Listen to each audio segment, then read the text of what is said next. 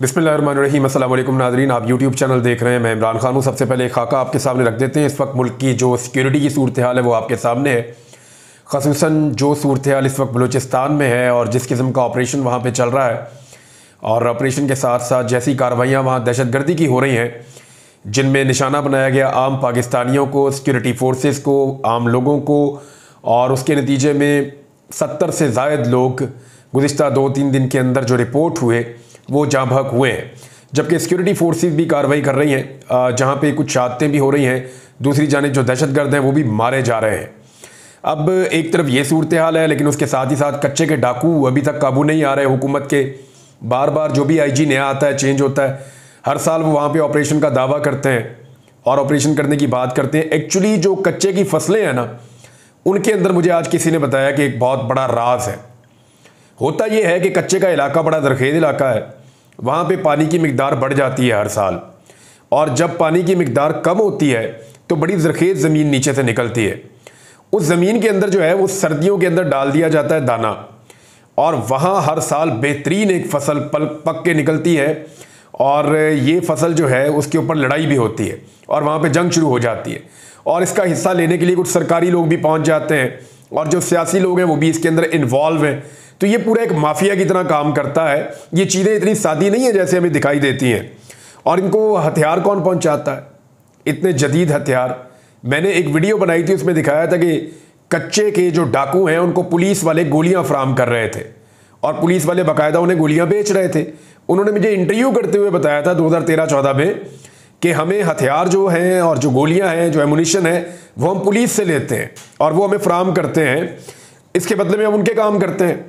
तो जनाब, इस तरह जब मामला चलेगा तो फिर कच्चे के डाकू तो कभी काबू नहीं आएंगे ना। मईशत की सूरत हाल नाज़रीन आपके सामने है। आम आदमी के लिए महंगाई कहाँ पहुँच गई है। बिजली, गैस की कीमत, पेट्रोल की कीमत, हर चीज़ की कीमत, जो खाने पीने की चीज़ें हैं उनकी कीमतें आसमान से बातें कर रही है।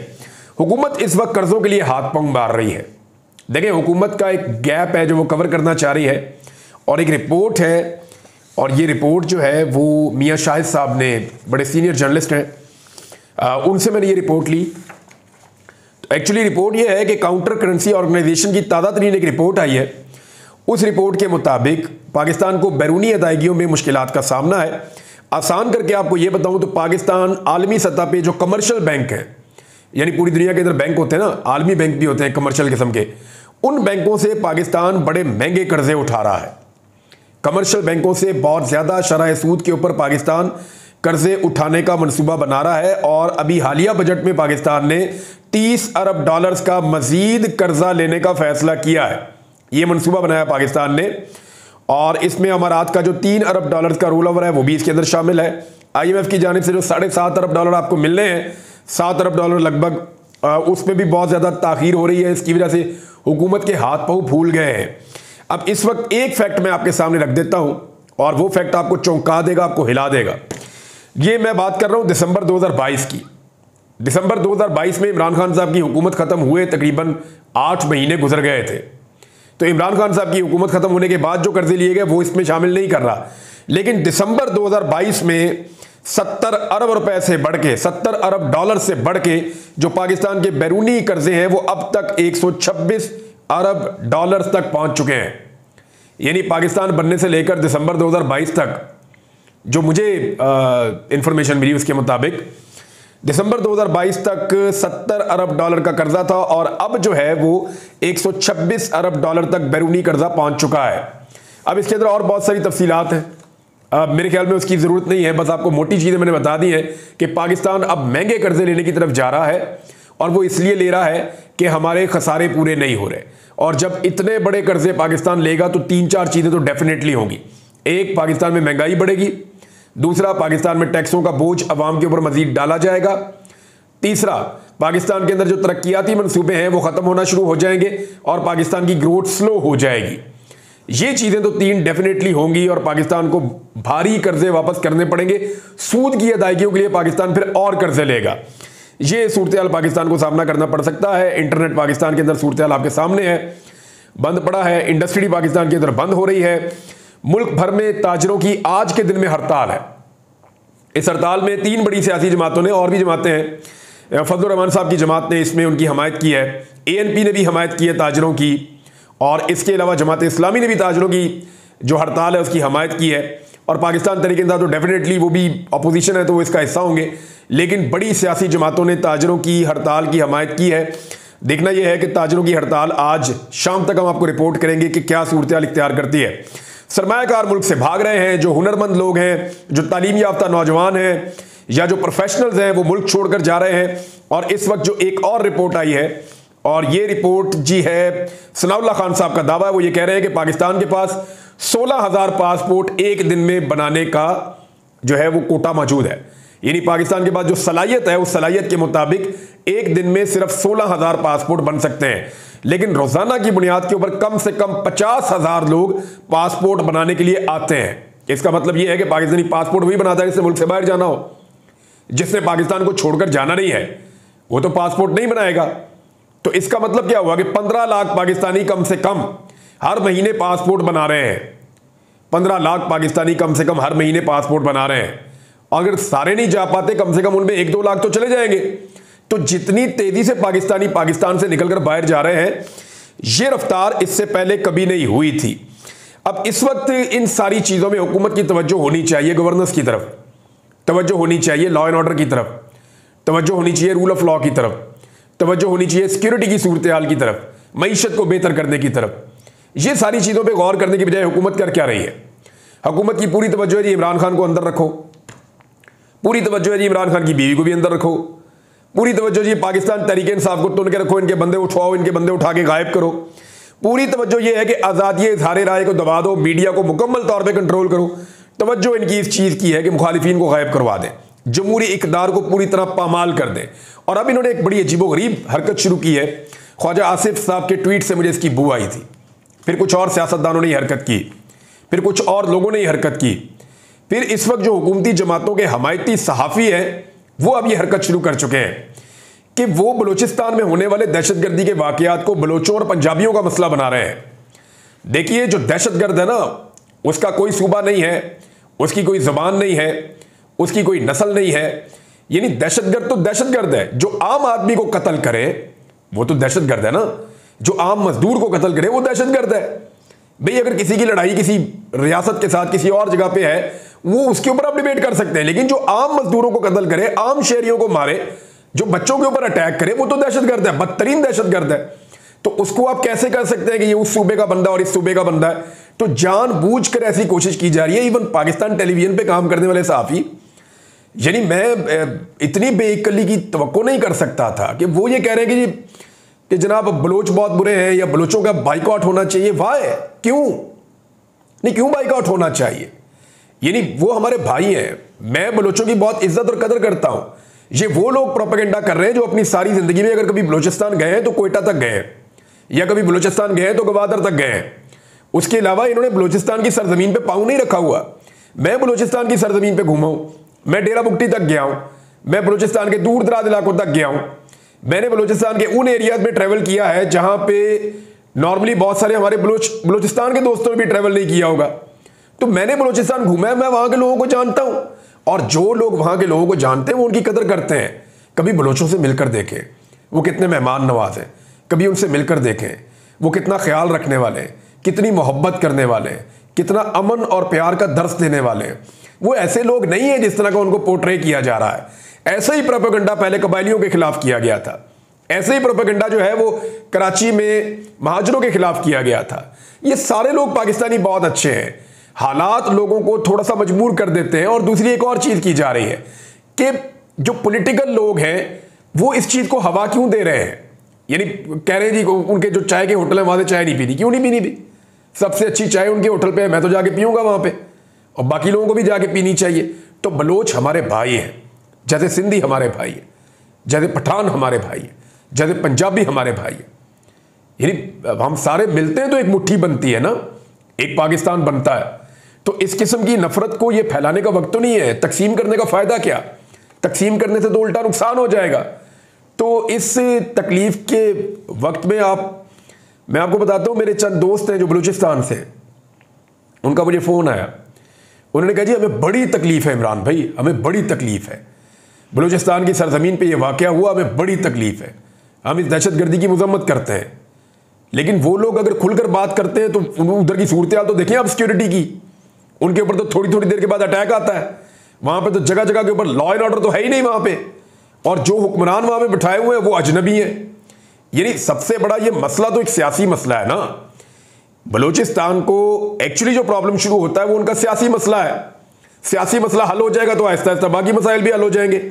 अब इस वक्त जो वहाँ पे हुकूमत बैठी हुई है वहाँ के लोग उन्हें जानते ही नहीं है, अजनबियों की हुकूमत है, जिसको दिल किया 8वें नंबर से उठा के पहले नंबर पे बिठा दिया, को 5वें नंबर वाले को पहले नंबर पे कर दिया, यानी जो बंदा कंप्रोमाइज था उसको उठा के असेंबली के अंदर पहुंचा दिया।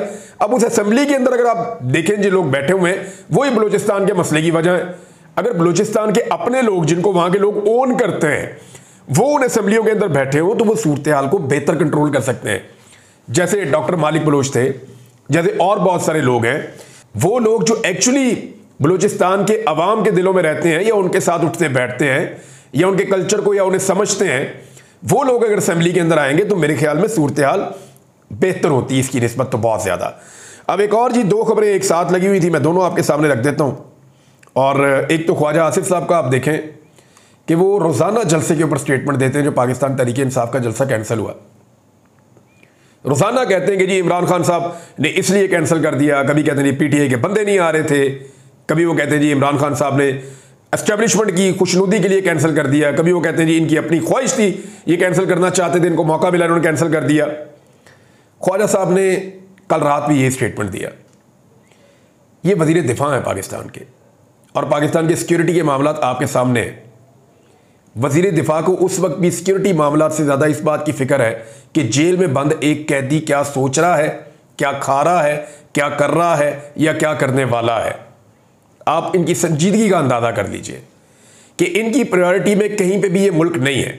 मुझे ऐसा लगता है कि ये लोग आकर बैठ गए हैं कुर्सियों के ऊपर और इन्हें पता है कि इन्होंने करना कराना कुछ नहीं है, हुकूमत किसी और के पास है, वो हुकूमत भी खुद ही चलाएंगे, वो फैसले भी खुद ही करेंगे, ये सिर्फ वहाँ बैठेंगे और बैठ के इमरान खान की मुखालफत करेंगे और इन्होंने कुछ नहीं करना। भाई जो करने वाला काम है कम से कम जो आप डिलीवर कर सकते हैं, जो काम आप कर सकते हैं वो तो आप कर दें। अब ये मरियम नवाज साहिबा ने जो है वो 4 बिल ट्वीट कर दिए। पहले अपनी इंफॉर्मेशन मिनिस्टर से एक करवाया, जब उसकी अच्छी खासी दुर्गत बन गई लोगों ने पकड़ के पोस्टमार्टम कर दिया तो खुद उठा के 4 बिल पोस्ट कर दिए। अब वो जो 4 बिल पोस्ट किए मरियम नवाज ने तो उनमें नाम और एड्रेस जो ऊपर वाला एरिया उसको छुपा दिया। अच्छा, उसको छुपाया पता क्यों? उसको छुपाया इसलिए कि कोई ऑनलाइन चेक ना कर सके कि इनका बिल पे हुआ या नहीं हुआ। लोग फिर ऑनलाइन चेक कर लेते हैं ना कि इनके ये पैसे पे हुए हैं या नहीं हुए। तो अब उन्होंने ऊपर वाला नाम और उसका एड्रेस जो है वो छुपा लिया। ये है उनकी शफाफियत पंजाब गवर्नमेंट की। बहरहाल नाम और एड्रेस छुपाने की और भी वजूहत हो सकती हैं ताकि कोई ना चला जाए, कोई इंटरव्यू ना कर ले, कोई लोग इनको तंग ना करें, उनकी प्राइवेसी ना डिस्टर्ब हो जाए, ये कह सकते हैं। लेकिन पाकिस्तान में ऐसा कुछ नहीं होता। बहरहाल ये बिलों वाले भी सामने आ जाएंगे, खुद ही बता देंगे कि हमारा बिल पे किया गया है या नहीं किया गया। लेकिन चारों बिलों में आपको एक बड़ी मजेदार चीज़ मैं आपको बताता हूँ।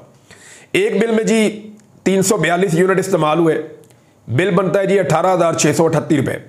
342 यूनिट का 18,638 रुपये। अब अगर आप इसको तकसीम करें ना तो ये 54 रुपये 50 पैसे का एक यूनिट पड़ा है। यानी 342 वाले को 54 रुपये 50 पैसे का एक यूनिट पड़ा है। ये इमरान खान के दौर में पड़ता था 20-22 रुपये का यूनिट, जो 300 से ऊपर वाला था, 300 से ऊपर जाता था 20, 25, 20 इसके बीच में, इससे ऊपर नहीं जाता था। और इस पर सब्सिडी दीजिए 4,788 रुपये।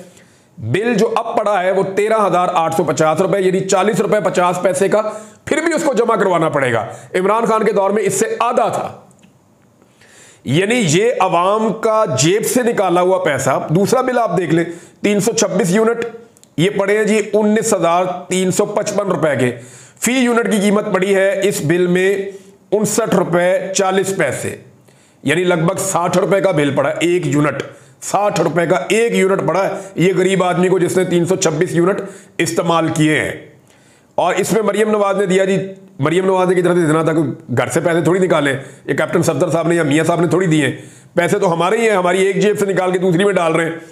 तो 4,564 रुपए जी इसमें दिए।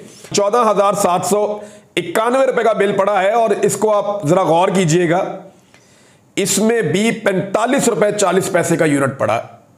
यानी 14 रुपए सस्ता करके भी उसको 45 रुपए और 40 पैसे का यूनिट पड़ा है इमरान खान के दौर में। वैसे ही इसका यूनिट जो है वो 20 रुपए 25 रुपए के बीच में था, मैक्सिमम सारे टैक्स डाल के।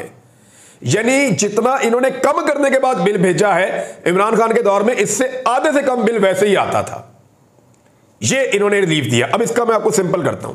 एक बंदे का बिल था नाजरीन पहले 5,000 रुपया, इन्होंने उस बिल को पहुंचाया 20,000 रुपए पे। 20,000 रुपए पे पहुंचाने के बाद उसमें सब्सिडी दी कितनी, 5,000 रुपए, और अब उसको आ गया 15,000 रुपए बिल। तो वो जो 5,000 वाला बिल था उसके वो अब 15,000 रुपए पे कर रहा है। तो जो ऊपर वाले 5,000 है उन्होंने एहसान चढ़ा दिया, और ये पैसा भी कोई अपनी जेब से नहीं दे रहे।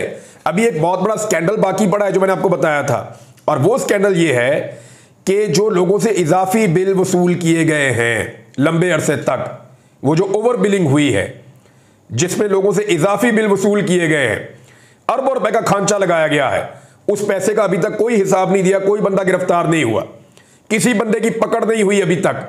या तो बंदे पकड़े ना, वहां पे बताएं पैसा कौन ले गया, सरकार के पास गया ना। अब वो इतना सारा पैसा आवाम से निकाल के उसमें से थोड़ा सा वापस कर दें आप, तो ये आप सब्सिडी दे रहे हैं आवाम को। और सिंप्लीफाई करता हूं, 20 रुपए वाला यूनिट पहले पहुंचाया 60 रुपए पे, 60 रुपए में से 14 रुपए कम करके वो बिल अब वो यूनिट दे रहे हैं 46 रुपए का। तो फिर भी आपको 26 रुपए ज्यादा देने पड़ रहे हैं, यानी डबल से ज्यादा। तो ये है जनाब इनकी सब्सिडी, इसको आपने ज़हन में रखना है। ये कोई इनका अपना पैसा नहीं है, कोई ये अपने खानदान की मिलें फैक्ट्रियां बेच के आपको नहीं दे रहे। ये आप ही की जेब का पैसा है, आप ही के टैक्स का पैसा है, आप ही से लूट के लिया गया है, या आप ही के नाम पे कर्जा लिया जा रहा है, और वही आपके ऊपर थोड़ा थोड़ा ऐसे खर्च किया जा रहा है, बिल्कुल थोड़ा थोड़ा। नाज़रीन, एक आखिरी खबर मैं आपको बताऊं कि ऑक्सफोर्ड में इमरान खान साहब इलेक्शन लड़ रहे हैं। ये बहुत बड़ी प्रॉब्लम है इस वक्त पीएमएलएन के लिए, और वो पूरी कोशिश कर रहे हैं लॉबिंग करने के लिए। कुछ लोगों को हायर किया गया है और उन्हें भिजवाया भी गया है बाहर, वो मुलाकातें करते फिर रहे हैं। उनके बारे में कुछ चीज़ें सामने भी आ रही हैं कि वो कोशिश कर रहे हैं किसी तरह इमरान खान साहब को इलेक्शन लड़ने से रोका जाए, क्योंकि अगर इमरान खान साहब ये इलेक्शन लड़ेंगे तो इस बात के कभी इम्कानात हैं कि वो ये इलेक्शन जीत सकते हैं। और अगर वो ये इलेक्शन जीत जाते हैं, ऑक्सफोर्ड के चांसलर बन जाते हैं, तो ये बहुत बड़ा बूम होगा पाकिस्तान तहरीक इंसाफ और इमरान खान साहब के लिए और पाकिस्तान के लिए भी। अब तक के लिए इतने, अपना ख्याल रखिएगा, अपने चैनल का भी। अल्लाह हाफ़िज़।